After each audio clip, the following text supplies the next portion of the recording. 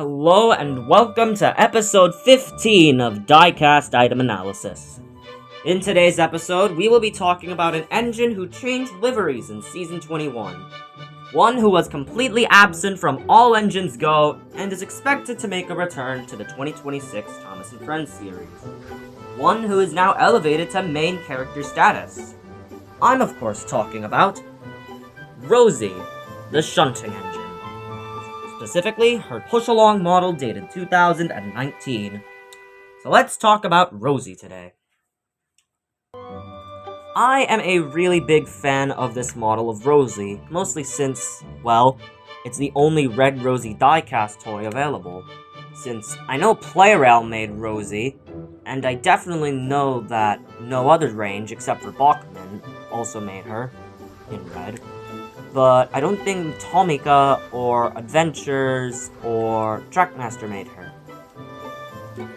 So Rosie, she's actually very well detailed for a toy her size.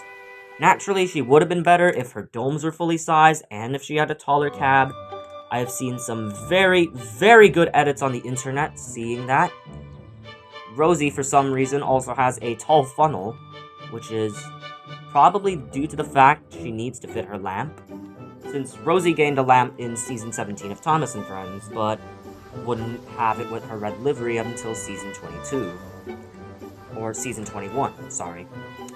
Anyways, mistake aside, Rosie's text is also accurate to ones you see in the show in terms of number and font for the text, which is nice. You can see a number 37 there. Her cab doors and windows are presumably indented. And for some reason, Rosie also has a tall coal bunker, which is epic. And also a very nice taillight. So yeah, that's basically Rosie in a nutshell. Let's take a look at her face. Yeah, this definitely expresses her cheerful, joyous, near cheeky of sorts that we call Rosie's personality. Oh, I didn't notice until now, but Rosie's running board is also a bit raised, despite the fact in real life the S100s never had running boards in the middle. Which is, rather funny, to say the least. My main gripe with Rosie is how she doesn't have painted buffers, which is a negative, and how they re-released this model in 2025 for the Metal Collection, but with new wheels, which is nice, but they could have made her cab taller and gave her side rods. Overall, though, this is a pretty great Rosie toy.